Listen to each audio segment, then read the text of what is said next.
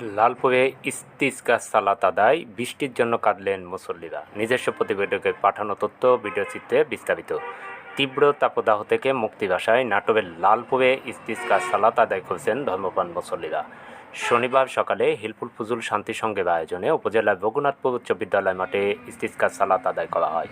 এতে বিভিন্ন এলাকার শতাধিক মুসল্লি অংশ নেন।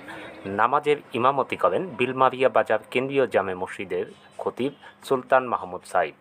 নামাজ ও খুতবা শেষে বৃষ্টির জন্য বিশেষ দোয়া করা হয়। এ সময় ধর্মপ্রাণ মুসল্লিরা কেঁদে কেঁদে দুই হাত তুলে পরম করুণাময় আল্লাহ তাআলার নিকট বৃষ্টির জন্য দোয়া করেন। খতিব সুলতান মাহমুদ সাইব বলেন, ইস্তিসকা অর্থ হলো বৃষ্টির জন্য প্রার্থনা। দীর্ঘদিন যাবৎ সারা দেশে বৃষ্টিপাত না হয়। আজকে আমরা ইস্তিসকার নামাজ আদায় করলাম। ইস্তিসকা অর্থাৎ বৃষ্টি প্রার্থনার নামাজ দীর্ঘদিন আমাদের এই অত্র অঞ্চলের মধ্যে নয়, শুধু আমাদের দেশেই বৃষ্টি হয় না।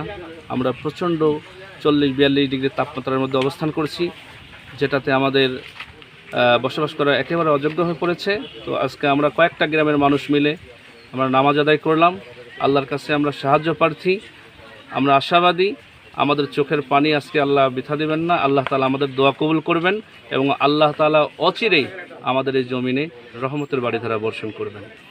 আবারও নতুন কোনো সংবাদ নিয়ে আপনাদের সামনে হাজির হব। সে পর্যন্ত সঙ্গে ছিলাম আমি আলামিন। বাকি প্রসঙ্গ লাইভ।